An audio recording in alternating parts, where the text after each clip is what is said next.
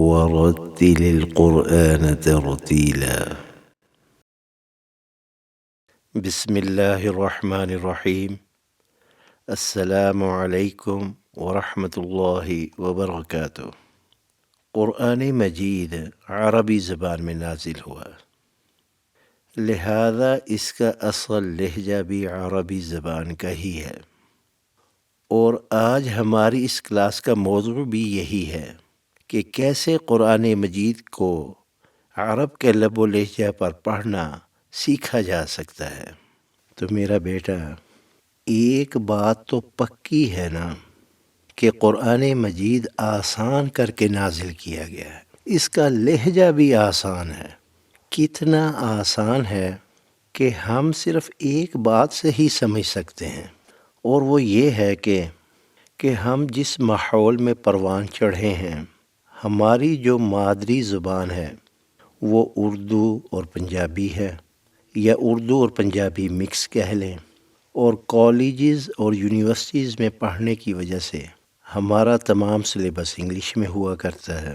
لہذا ان تین زبانوں سے بچپن سے لے کے اب تک ہمارا واسطہ ہے، لیکن یقین جانیے کہ اردو اور پنجابی کا لہجہ اپنانا یہ مشکل ہے، قرآن کا لہجہ اپنانا آسان ہے۔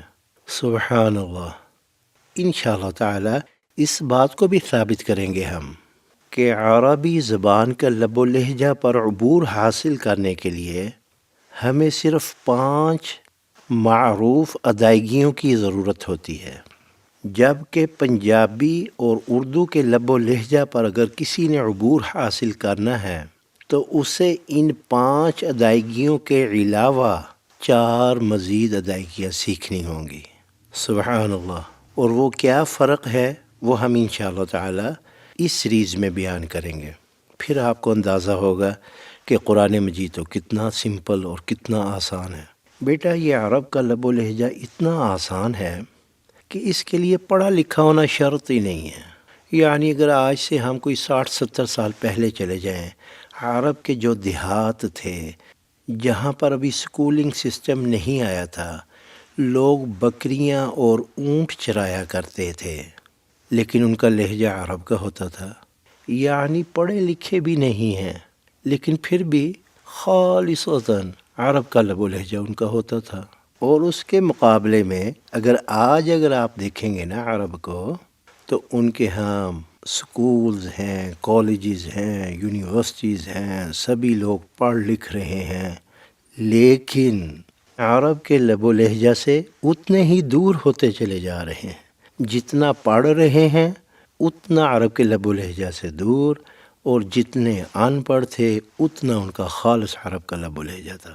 لہذا ثابت کیا ہوا کہ عرب کا لب و لہجہ سیکھنے کے لیے پڑھا لکھا ہونا شرط نہیں ہے۔ بیٹا، ویسے عام طور پر جب کسی سے پوچھا جاتا ہے نا کہ عرب کا لب و لہجہ کیا ہے، تو اس کا عمومی طور پر جو جواب ہوتا ہے نا وہ یہ ہوتا ہے کہ عین، ح، ق، صاد، یعنی تلفظ، یہ ہے عرب کا لب و لہجہ۔ آف کورس یہ بھی ہے، مگر یہ لب و لہجہ نہیں ہے، یہ تلفظ ہے۔ تلفظ اور لب و لہجہ میں فرق ہوتا ہے۔ جیسے میں آپ کے سامنے یہ 2 آیات ہیں سورہ فاتحہ کی، میں ان کو پڑھتا ہوں۔ اعوذ باللہ من الشیطان الرجیم، بسم اللہ الرحمن الرحیم۔ الرحمن الرحیم، الرحمن الرحیم۔ یہ میرا تلفظ تو ٹھیک ہے، مگر لہجہ عرب کا نہیں ہے۔ اور ایک یہ لہجہ ہے الرحمن الرحیم، الرحمن الرحیم، اور ایک ہے الرحمن الرحیم۔ یہ ہے لب و لہجہ فرق۔ جب ہم عمرہ یا حج کرنے وغیرہ جاتے ہیں تو وہاں پہ ظاہر ہے مسجد الحرام میں بھی جاتے ہیں، وہیں پہ تو عمرہ ہوتا ہے، تو جمعہ کا دن آ جائے تو خطبہ بھی ہوتا ہے، تو آپ نے سنا ہوگا وہاں پہ یا ایہا الناس اعبدوا ربکم الذی خلقکم والذین من قبلکم لعلکم تتقون. ایک یہ لہجہ ہے. اچھا اب میں جو پڑھوں گا نا میرا تلفظ بالکل ٹھیک ہوگا لیکن لہجہ عرب کا نہیں ہوگا. مثلا میں پڑھتا ہوں یا ایہا الناس اعبدوا ربکم الذی خلقکم والذین من قبلکم لعلکم تتقون. اور ایک ہے یا ایہا الناس اعبدوا ربکم الذی خلقکم. یہ فرق ہے میرا بیٹا.